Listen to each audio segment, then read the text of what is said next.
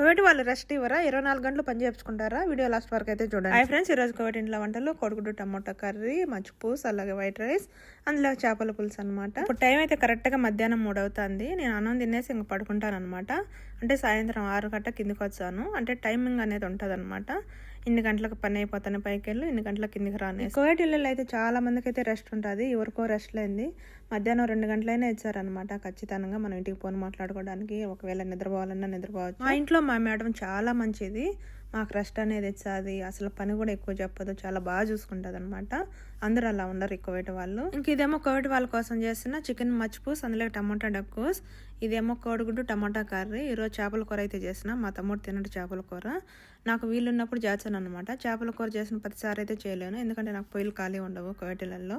వాళ్ళు చాలా వంటలు అయితే చేసుకుంటారు కాబట్టి. ఇంక ఇదేమో పచ్చి చేపల పులుసు. మన ఛానల్లో రెసిపీస్ కూడా ఉన్నాయి, ఎలా చేయాలి ఏమనేది. ఒకసారి ఇంట్రెస్ట్ ఉన్న వాళ్ళు చెక్ చేయండి. ఇది ఈరోజు వీడియో. Please subscribe.